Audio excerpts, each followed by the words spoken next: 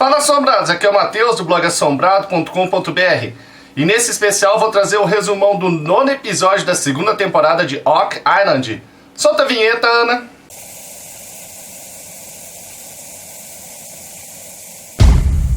Assombrados, penúltimo episódio da segunda temporada de Oak Island. Esse episódio vai falar basicamente dos preparativos e dos mergulhadores entrando no 10X. Vamos começar aqui sem enrolação já. Continuando a limpeza do 10X. Lembra que no episódio anterior, no resumão anterior que eu fiz, ele terminou com o Rick entrando dentro do 10X para tirar o material enferrujado para a segurança dos mergulhadores que entram lá? Faz 40 anos que eles botaram aquele metal ali e a ferrugem comeu solta. Então eles precisam tirar as partes mais podres e a escada que tá ali dentro para os mergulhadores poderem descer em segurança. E o Rick continua limpando lá nesse episódio, né? Até que ele encontra dificuldade para tirar uma escada, um pedação de escada assim que ele não consegue tirar. Dá o maior trabalho, ele vai ver tá preso um pedacinho, mas ele mete a marretada ali e consegue libertar. E tá pesado pra chuchu, a hora que ele chega lá em cima ele vê, tá cheio de concreto o interior da escada, por isso que tava pesada. É isso aí, acabou a limpeza ali, finalmente eles vão poder tocar pra frente o episódio.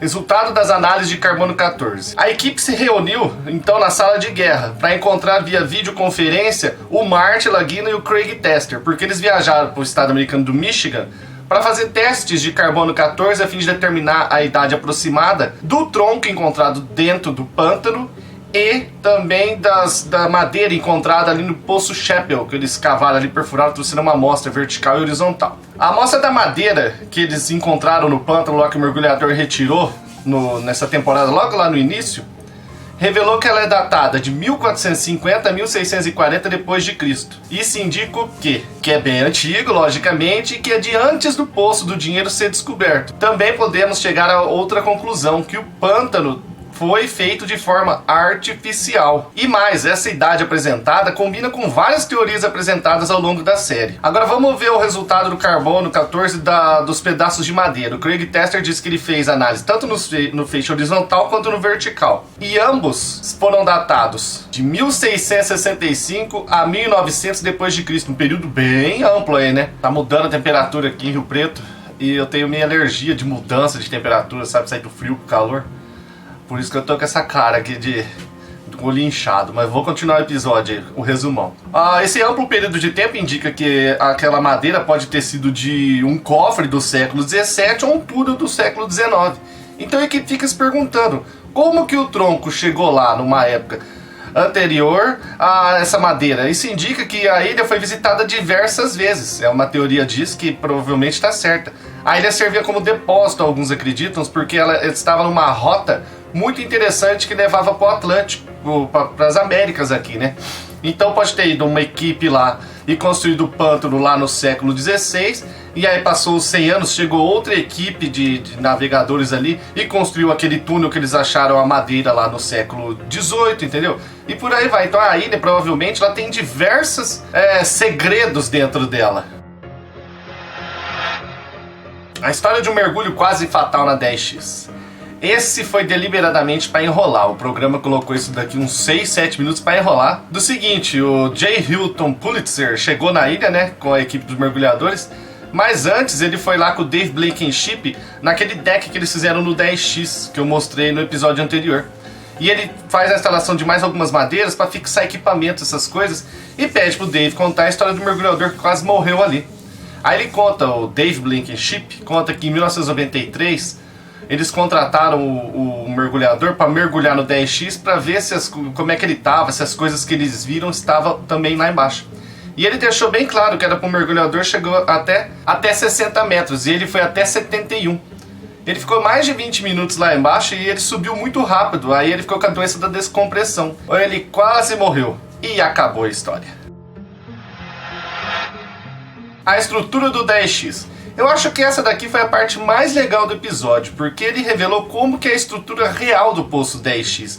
Eu não sabia que ele era desse jeito, então vamos saber como que é o 10X. Primeiramente, o J. Hilton Pulitzer e a equipe se reúnem na sala de guerra.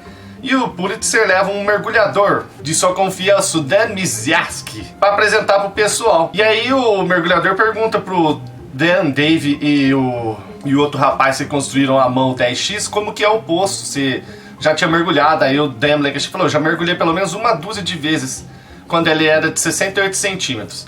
Aí fiquei pensando, 68 centímetros, será que ele não quis dizer 68 metros de profundidade? Não, eu vou explicar agora o porquê. Durante o mergulho, em 1976, o Dan Blankenship, ele estava mergulhando no poço 10x que tinha um diâmetro de só 68 centímetros. Então, um raio, né? Cabia um ser humano ali dentro, eu tenho certeza. Não pode ser um diâmetro, deve ser um raio, não sei. E aí a estrutura começou a colapsar com ele lá dentro. Porque era muito pequena a circunferência, a pressão começou a querer esmagar. E ele berrava aí pro filho dele e pro outro rapaz, o Dan Hensky, pra ele levar ele. Ele tava num guindaste num guindaste elétrico. Aí eles apertaram o botão, trouxeram assim o Dan rápido. De repente, o poço deu uma... quase colapsou assim por pouco. O Dan se transformou na 7ª vítima, que é o sonho dessa equipe de produção.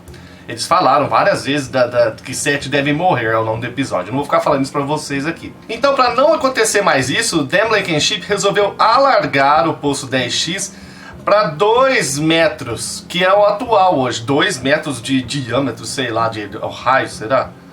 Não, diâmetro aí no caso, vai ficar muito grande, né?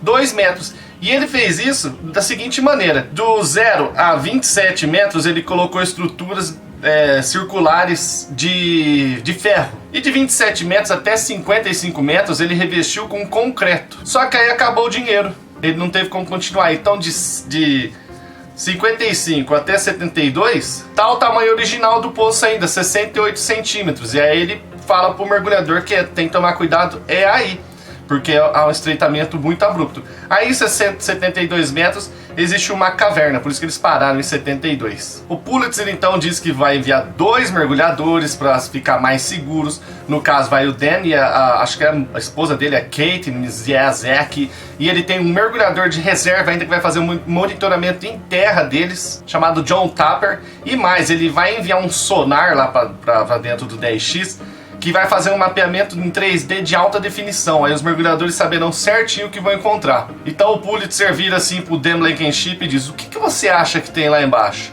Aí o Dan diz: eu vi 2 baús ou um poste de madeira supostamente usado no túnel ou no cofre.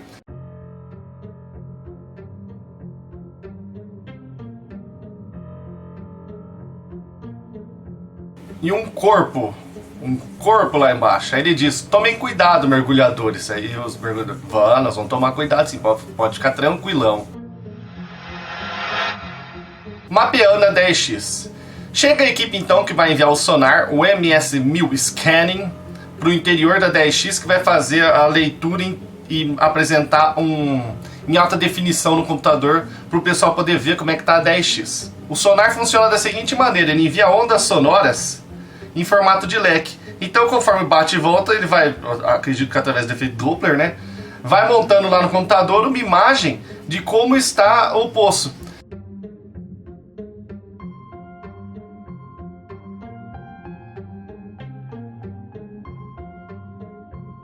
Até que chega a uma determinada profundidade, que não ficou claro se foi 30 ou 55 metros no episódio. Uma hora eles falaram 30, outro 55. 55 é ali no estreitamento, onde de 2 vai para 68 centímetros. E 30 é onde eles falaram que parou também.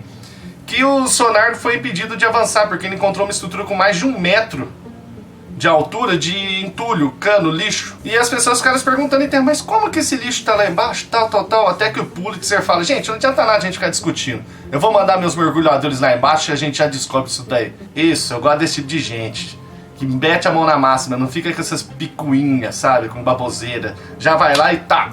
Aí ele chama os mergulhadores: vem pra cá. Tá vendo aqui a imagem que o sonar mandou? Tem essa bloqueando aí, desçam lá, liberem a passagem e vão até o fundo. Aí eles: sim, vamos sim. Entrando no 10x. Os mergulhadores estão com os trajes mais modernos possíveis. E, como eu disse, são 2. Vão ser o Dan e a Kate Misiazek.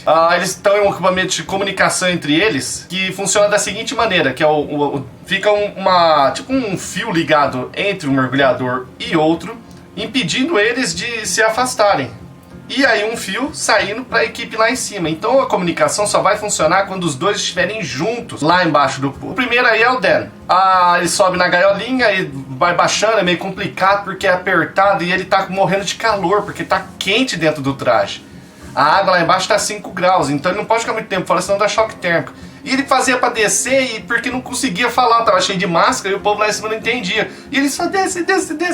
Até que finalmente, depois de alguns minutos, conseguiram colocar ele na água. Para evitar acontecer isso novamente, o Rick Lagina decide descer junto com a Kate, a outra mergulhadora, para ir guiando a equipe, falando o que tem que fazer ali para desviar de alguns destroços, para ela poder entrar. Isso realmente facilitou. Só que o lado ruim foi que o Rick teve que entrar até o pescoço na água 5 graus Celsius lá embaixo. Ele ficou alguns minutos até lá. O irmão dele ficava preocupado em cima. Meu Deus, ele deve estar congelando. Mas aí a hora que ele sobe assim, ele diz: eu nem senti o frio, porque estava na adrenalina. Tá bom, me engana que eu gosto, sem vergonha. E aí é o seguinte, o episódio acabou! Sim, acabou com os dois mergulhadores ali iniciando a descida na parte inundada do 10X. Então ficou para o último episódio da segunda temporada a revelação do que eles vão encontrar no Poço 10X. E mais uma vez, nada de fazer buraco atrás do Poço Tesouro. Tá saindo meio interessante essa série, porque os caras estão fazendo fama, audiência, sendo conhecido globalmente, sem nunca ter cavado um buraco atrás do poço, atrás do dinheiro, né? Vocês perceberam? Eles só mandam um negocinho fazer amostra, tal. E assim já vai mais de 2 anos. Vamos então esperar o último episódio e ver se tem alguma grande revelação. Assombrados, então é isso aí.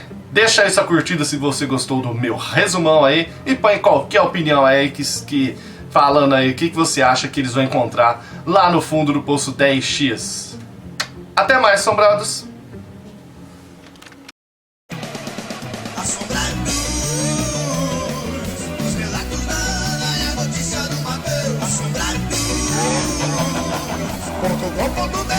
Você não se inscreveu? Assombrados. Os relatos da Ana é a notícia do Mateus. Assombrados.